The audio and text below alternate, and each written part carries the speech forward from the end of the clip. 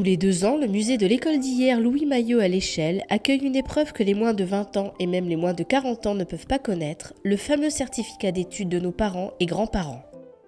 Un grand moment de nostalgie pour les nombreux participants, venus tester leurs connaissances en français, en calcul, en histoire-géographie et en sciences. Un retour dans le passé que s'attachent à organiser les bénévoles de l'association qui anime le musée de l'école d'hier. C'est une épreuve exclusivement, je dirais ludique, mais ludique tout en étant exécutée sérieusement. Il y a des anciens enseignants parmi les gens qui le présentent, et puis des gens qui s'y risquent parce qu'ils l'ont passé dans le passé, ou ils n'ont pas eu l'occasion de le passer, donc ils s'essaient.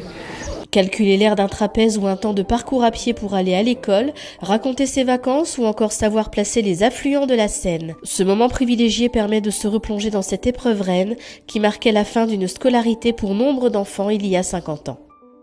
Le certificat d'études avait le mérite de déboucher sur des connaissances extrêmement concrètes qui étaient essentielles pour la vie de famille, pour l'agriculture, pour démarrer dans un métier manuel par exemple. En fonction des facilités de chacun, les épreuves se sont plus ou moins bien déroulées.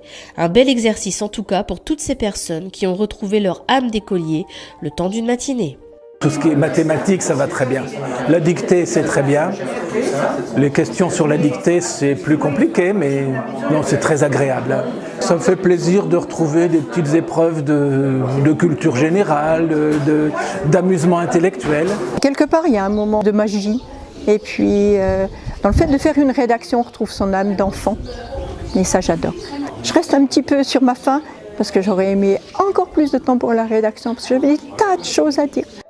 Après un repas convivial, l'heure est au résultat, les lauréats sont récompensés. Bravo à Micheline Savard, ancienne institutrice venue spécialement de Mouzon pour repasser son certificat d'études. Après 5 tentatives, toutes couronnées de succès, elle obtient le premier prix pour la première fois. J'ai eu le premier prix, j'en suis très fière. J'ai une certaine émotion de l'avoir eu, une certaine fierté. 20 en calcul, 10 sur 10 en question. C'est génial, absolument génial. Bravo aux participants qui ont eu le courage d'affronter les épreuves du certificat d'études. Rendez-vous dans 2 ans au château de l'Échelle pour une nouvelle session. Les plus jeunes auront-ils le courage de venir affronter leurs aînés ?